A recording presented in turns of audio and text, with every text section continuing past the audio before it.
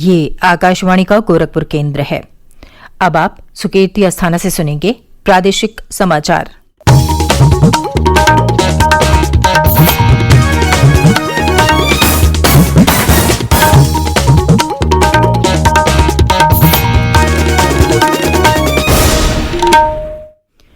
पहले मुख्य समाचार। प्रधानमंत्री नरेंद्र मोदी ने कहा, भारत को 21वीं सदी में प्रभावी भूमिका निभानी है। नवाचार, अनुसंधान, डिजाइन, विकास और उद्यमशीलता के लिए आवश्यक माहौल तैयार किया जाएगा। मुख्यमंत्री योगी आदित्यनाथ ने कोविड-19 पर प्रभावी नियंत्रण के लिए अधिक सक्रिय होकर कार्य करने पर दिया बल। कहा, अस्पतालों में वेंटिलेटर्स की पर्याप्त व्यवस्था सुनिश्चित की जाए। राज्य में कोरोना संक्रमण से अब तक 51,334 रोगी स्वस्थ हुए, 36,037 रोगियों का चल रहा है उपचार। और प्रदेश के 12 जिले बाढ़ की चपेट में, 3 नदियां सरयू, राप्ती और शारदा खतरे के निशान के पार।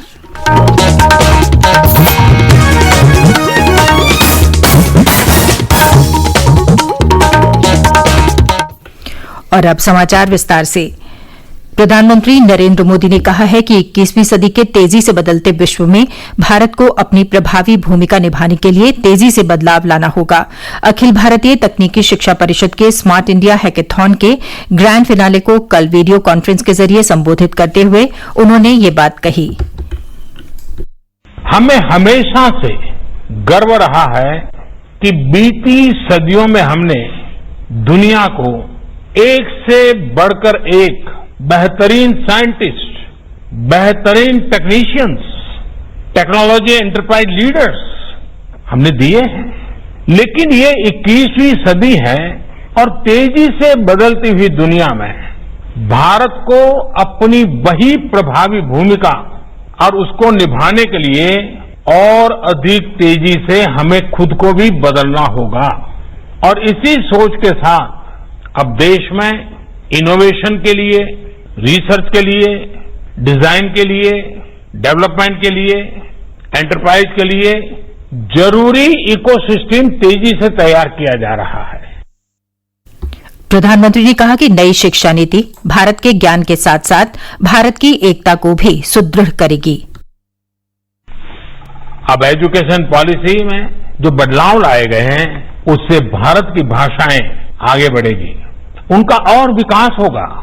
ये भारत के ज्ञान को तो बढ़ाएगी ही, भारत की एकता को भी बढ़ाएगी। हमारी भारतीय भाषाओं में कितनी ही समृद्ध रचनाएं हैं, सदियों का ज्ञान है, अनुभव है। इन सब का अब और विस्तार होगा। इससे विश्व का भी भारत की समृद्ध भाषाओं से परिचय होगा। और एक बहुत बड़ा लाभ ये होगा कि विद्यार्थियों को अपनी शुरुआती वर्षों में अपनी ही भाषा में सीखने का अवसर मिलेगा। केंद्रीय शिक्षा मंत्री रमेश पोखरियाल निशंक ने बताया कि स्मार्ट इंडिया हैकेथॉन सोमवार तक चलेगा। शिक्षा मंत्री द्वारा आयोजित स्मार्ट इंडिया हैकेथॉन का यह चौथा संस्करण है। इसका आयोजन देश के युवाओं को लीक से हटकर सोचने के लिए प्रोत्साहित करना है। मुख्यमंत्री योगी आदित्यनाथ ने कोविड-19 पर प्रभावी नियंत्रण के लिए अधिक सक्रिय होकर कार्य करने पर बल दिया। उन्होंने कहा कि समेकित कमान और नियंत्रण केंद्र के माध्यम से बेहतर समन्वय बनाकर मरीजों को सभी चिकित्सा सुविधाएं उपलब्ध कराई जाएं। मुख्यमंत्री कल लखनऊ में अपने सरकारी आवास पर एक उच्च स्तरीय बैठक में अनलॉक व्यवस्था की समीक्षा कर रहे थे। उन्होंने प्रदेश में प्रतिदिन 1 लाख से अधिक कोविड नमूनों की जांच करने के निर्देश दिए हैं। उन्होंने कहा कि ये टेस्ट आरटी-पीसीआर, ट्रूनेट मशीन और रैपिड एंटीजन विधि से किए जाएं। रैपिड एंटीजन टेस्ट की संख्या को बढ़ाए जाने के निर्देश देते हुए मुख्यमंत्री ने कहा कि इसके लिए प्रत्येक जनपद में पर्याप्त संख्या में जांच किट उपलब्ध कराई जाएं। उन्होंने प्रदेश के अस्पतालों में आवश्यकतानुसार अतिरिक्त वेंटिलेटर्स की व्यवस्था सुनिश्चित करने के भी निर्देश दिए। श्री योगी ने कहा कि बीआरडी मेडिकल कॉलेज गोरखपुर और झांसी मेडिकल कॉलेज को तत्काल अतिरिक्त वेंटिलेटर उपलब्ध कराए जाएं। मुख्यमंत्री ने चिकित्सा कर्मियों को संक्रमण से सुरक्षित रखने के लिए सभी प्रबंध सुनिश्चित करने के भी निर्देश दिए। प्रदेश सरकार ने रक्षाबंधन पर्व के मद्देनजर आज राखी और मिठाई की दुकानों को खुले रहने की अनुमति दी है। इस दौरान दुकानदारों को कोविड-19 के सभी प्रोटोकॉल का पालन करना अनिवार्य होगा।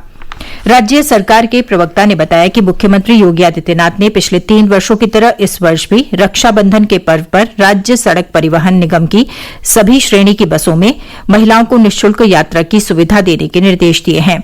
इसके तहत आज मध्यरात्रि से कल मध्यरात्रि तक 24 घंटों के लिए महिलाओं को सरकारी बसों में निःशुल्क यात्रा करने की सुविधा उपलब्ध होगी। प्रादेशिक समाचार आप आकाशवाणी गोरखपुर से सुन रहे हैं। अगला समाचार इस ब्रेक के बाद। बारिश का मौसम लाता है खुशहाली, लेकिन रखनी पड़ती है आपदा से बचाव की भी तैयारी। बिजली गिरने से अक्सर होती है जनधन की हानि। बड़े पेड़, खंभे या पानी के पास रखिए सावधानी। जब बादल की गरज तेज हो और आसपास कोई मजबूत छत न हो तो एड़ियों को जोड़कर कान पर हाथ रखकर बैठ जाइए। तैयारी में है समझदारी। आकाशवाणी द्वारा जनहित में जारी।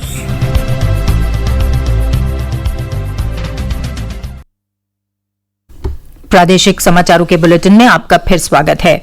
भारत में विश्व की तुलना में कोविड-19 के मरीजों की मृत्यु दर सबसे कम दर्ज की गई है। देश में मृत्यु दर घटकर 2.15% रह गई है। केंद्रीय स्वास्थ्य और परिवार कल्याण मंत्रालय ने कहा है कि देश में अब तक 10,94,374 लोग ठीक हुए हैं और पिछले 24 घंटों के दौरान 36,559 लोगों के ठीक होने की पुष्टि हुई है। इसके साथ ही स्वस्थ होने वालों की दर 64.52% हो गई है। मंत्रालय ने कहा है कि कल एक दिन में सबसे अधिक 57,118 कोविड-19 के नए मरीज सामने आए हैं। अब कुल संक्रमित लोगों की संख्या बढ़कर 16,95,988 हो गई है। इस समय देश में 5,65,103 लोगों का इलाज चल रहा है। एक दिन में 764 लोगों की मौत की पुष्टि के साथ देश भर में मरने वालों की संख्या 36,511 हो गई है। प्रदेश में पिछले 24 घंटों के दौरान कोरोना संक्रमण के 3,840 नए मामले सामने आए हैं। राज्य में 51,334 रोगी उपचार के बाद स्वस्थ हो चुके हैं और 36,037 रोगियों का विभिन्न अस्पतालों में इलाज चल रहा है।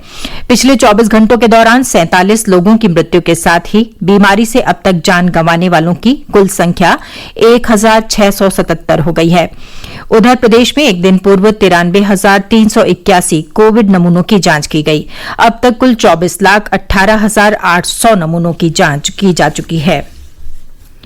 प्रदेश के वित्त चिकित्सा शिक्षा मंत्री सुरेश खन्ना ने कहा कि राज्य के 12 जिले इस समय बाढ़ से प्रभावित हैं। इन जिलों में लोगों के आवागमन के लिए प्रशासन की ओर से नावों की व्यवस्था सुनिश्चित की जा रही है। श्री खन्ना कल लखनऊ में पत्रकार वार्ता को संबोधित कर रहे थे। उन्होंने कहा कि सरकार का प्रयास है कि बाढ़ से कम नुकसान हो और अधिकतम लोगों को राहत पहुंचाई जा सके। श्री खन्ना ने बताया कि प्रदेश की 3 नदियां इस समय उफान पर हैं।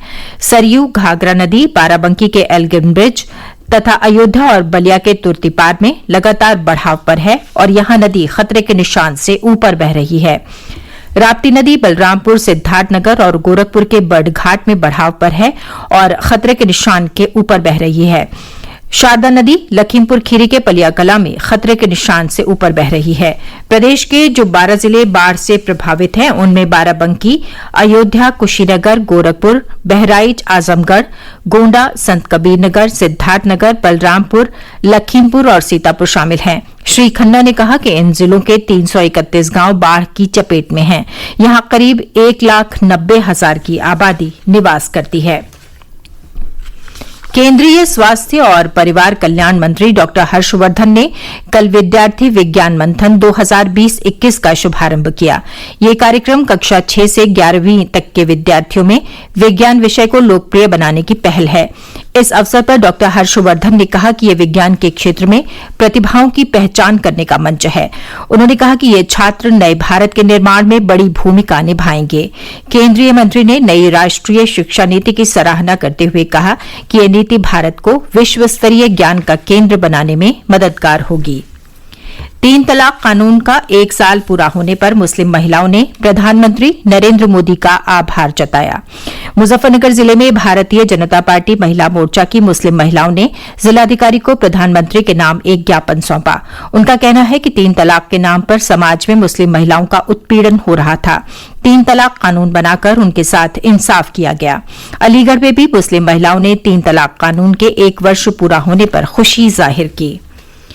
राज्यसभा सांसद और समाजवादी पार्टी के पूर्व नेता अमर सिंह का कल सिंगापुर के अस्पताल में उपचार के दौरान निधन हो गया। वो 64 वर्ष के थे। श्री सिंह लंबे समय से अस्वस्थ चल रहे थे और बीते कई माह से सिंगापुर के अस्पताल में भर्ती थे। राष्ट्रपति रामनाथ कोविंद, उपराष्ट्रपति एम वेंकैया नायडू, प्रधानमंत्री नरेंद्र मोदी, रक्षा मंत्री राजनाथ सिंह, सूचना और प्रसारण मंत्री प्रकाश जावड़ेकर सहित कई नेताओं ने उनके निधन पर गहरा दुख व्यक्त किया है। मुख्यमंत्री योगी आदित्यनाथ ने भी उनके निधन पर गहरा शोक व्यक्त किया है।